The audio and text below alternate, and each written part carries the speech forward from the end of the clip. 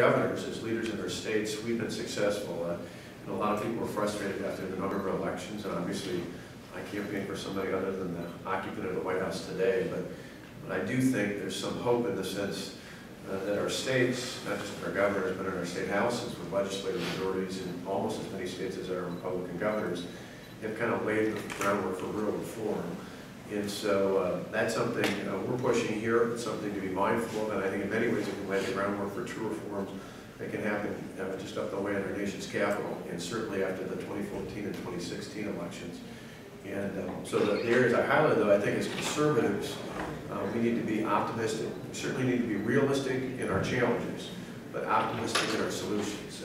At least I found as a governor and as a local official before that people want us to take on tough challenges, but they want to know we got a plan. Nobody wants to follow someone who's just pessimistic about everything. We need to show that we've got a plan to get things done. We've got an optimistic outlook that things are going to get better.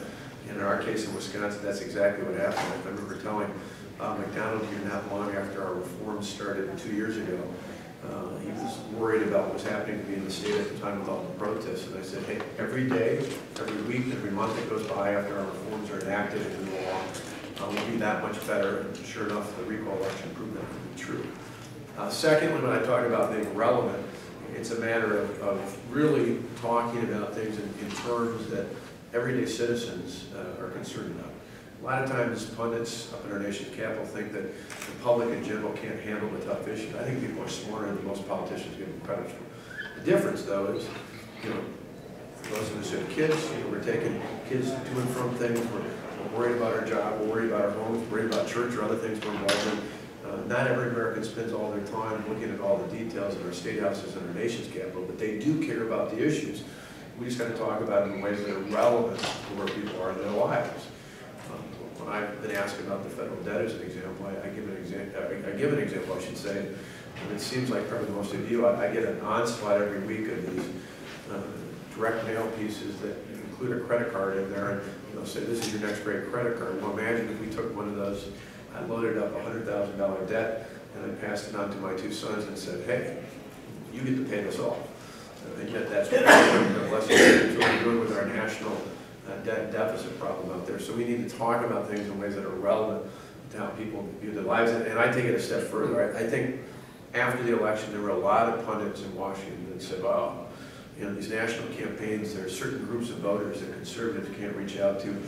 I don't buy that. I think our message resonates. I think we just have to do a better job not only speaking in terms that are relevant, going to places where conservatives and Republicans typically haven't gone in the past and making the case directly to those individuals. And then finally, the part I talked about being courageous.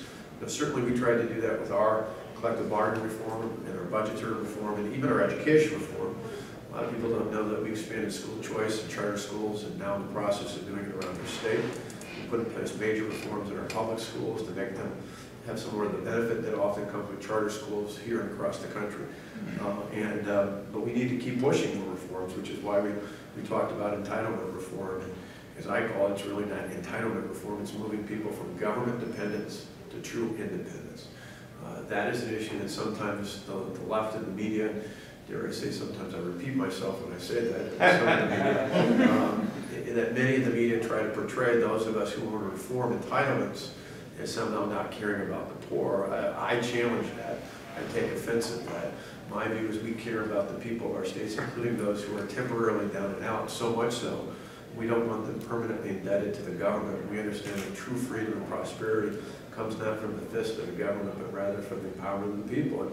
And I got a good response of it. It's something I've said before, but I think it's a great way to personify it. It's the statement I gave near the end of my speech, and that is that's why in America, we celebrate the 4th of July and not April 15th, because we celebrate our independence from the government, not our dependence on it. And so I just think that's a tremendously powerful message. It's not just a powerful message to conservatives. It's not just a powerful message to Republicans.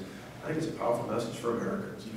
In America, I don't know of anybody I've ever met who grew up in this country thinking someday my dream, my goal is to be dependent on the government.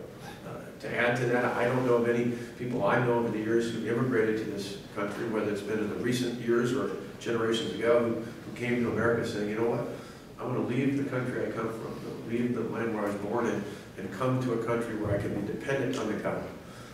No, instead, most people come, the overwhelming majority of people come to live the American dream, which is if you work hard, you play by the rules, you give your kids a good education, you invest your time and effort in improving yourself and your family, and someday you too can live the American dream, and that is a dream that's not based on dependence, it's based on independence, and that's what draws people to America. That's what makes us exceptional.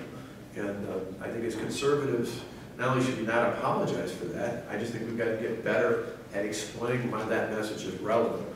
We don't need to do what the other side does, and that is silo voters, saying you're in this silo, you're in that silo. We've got a message that works, whether you're a young kid just coming out of college looking for work, whether you're a blue-collar family working hard to make sure you pay the mortgage and put food on the table for your kids and clothes on the back of your children, or whether you're someone who just came to this country, whether it's from Mexico or Germany or Ireland or anywhere else out there.